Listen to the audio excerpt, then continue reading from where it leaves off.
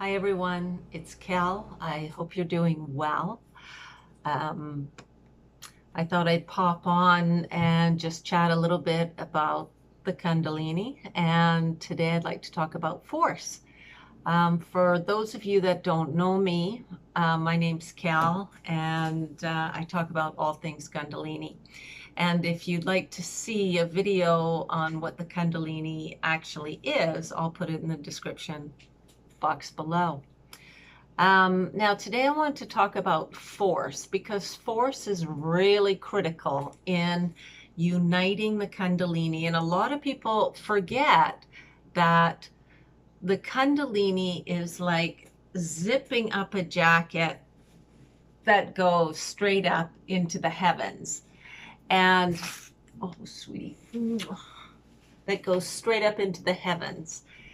And down and roots in the earth. It's not this little tiny thing that's going on with your body. If you're having heart palpitations, or if you're having stomach problems, or if you're having issues in your groin area, those are to do with the chakras. Okay, those are the chakra levels. Now, the chakras need to be balanced. When they're balanced, that means they're centered, okay?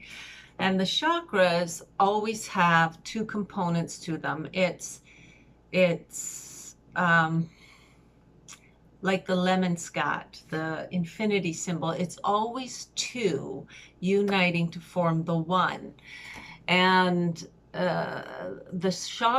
each chakra is composed of two kind of main forces.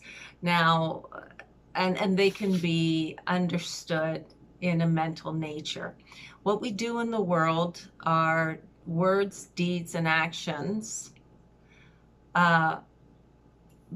They affect our chakras. So our outward environment affects our chakras, and our inward environment affects our chakras. And I come from an atheist family, and I never thought I'd ever be talking about this because I never believed in chakras whatsoever. I thought all of this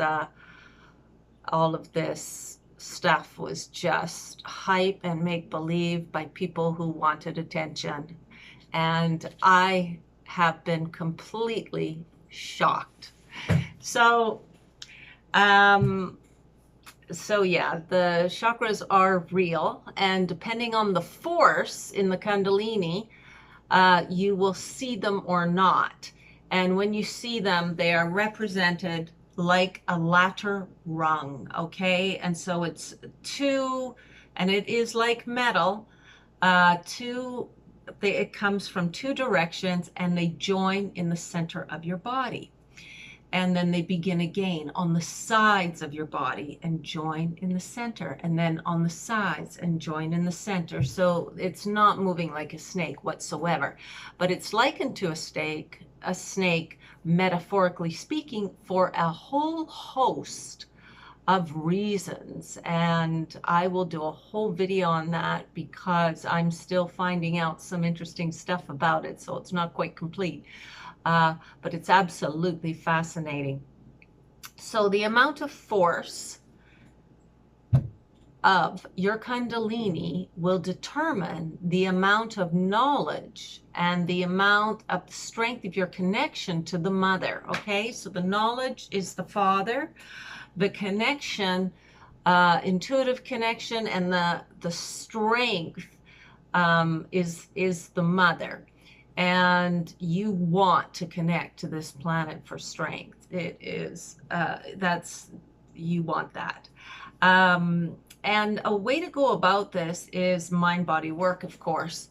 And I would even say body work. And that means working out. That means eating well. That means all things health, but definitely the exercise. And I will say that walking is massively strengthening the more you walk, because your body, your feet have a bipedal motion that is made to balance all your force to the center of your body. So the more walking you do, the better. But of course, weights and everything else is really good.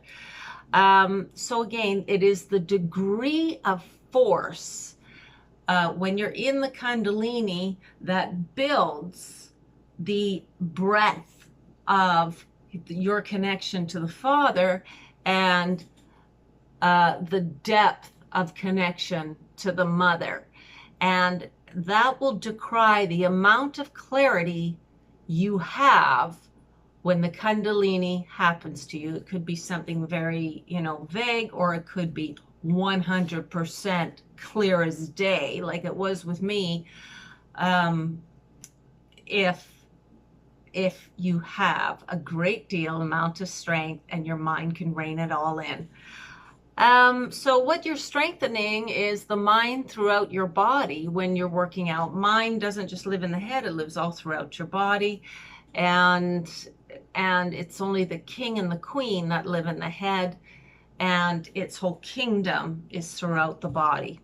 So again, to achieve the Kundalini, you're seeking mind-body unity and, of course, ultimate protection and a variety of other things when you do the Kundalini. Absolute truth was my goal. It wasn't anything else. It was absolute truth. I had to know why we were here and what this whole ridiculous looking life was all about. And I certainly found out. And you can too if that's something that interests you. So the amount of force in meditation is absolutely critical. And there is a way to meditate. I call it gold ring meditation. And because it's so different from anything else that I was conditioned to believe.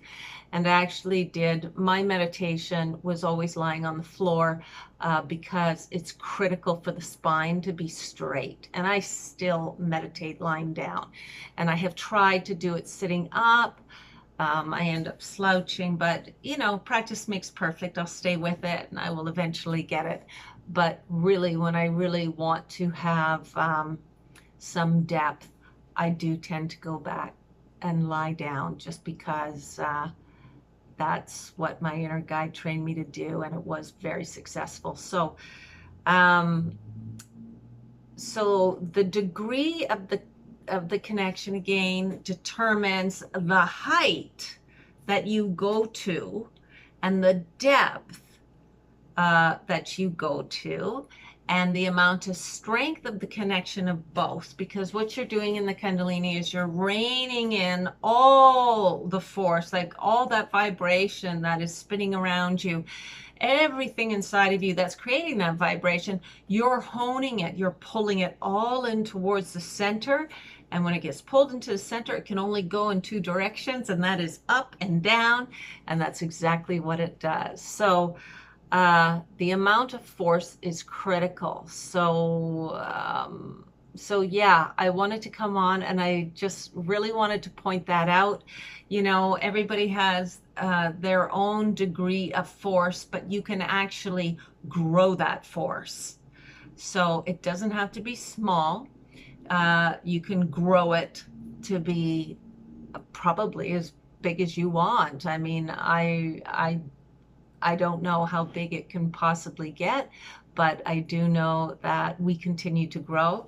So I imagine that core center point never stops growing, as well as your inner worlds grow as well. Just like looking out into the night sky, you see it's all growing. It's all growing bigger and bigger and bigger and bigger and bigger.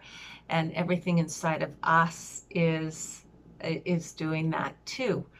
So the amount of force is critical in order to get real clarity. And when you go into the Kundalini, you can have any kind of question that interests you. For me, it was absolute truth I needed to know. But for you, you could have a different truth, and it will be shown to you. And regardless of why you're doing it, the outcome is always good. Mind-body unity. and deeper self-knowledge, protection, and those things are always fantastic. So just wanted to pop on and talk a little bit about the force, because the force is important to grow, and and yeah, you can build that through a variety of ways, but walking is fantastic because the bipedal motion again balances everything to the center, as does yoga, and as does, there are a variety of things out there that do, but those are probably the two best. Other than that, I hope your meditation goes well, and please stay with it. And if you have any questions about any of the things I'm talking about, please post below. I'd love to hear from you. I'd love to hear your comments. You always have, fabulous things to share, and I like to share them with the channel too sometimes. So please do. And other than that, I hope you have a great night, and thanks for watching. Thanks for coming by. Okay, take care. Bye-bye.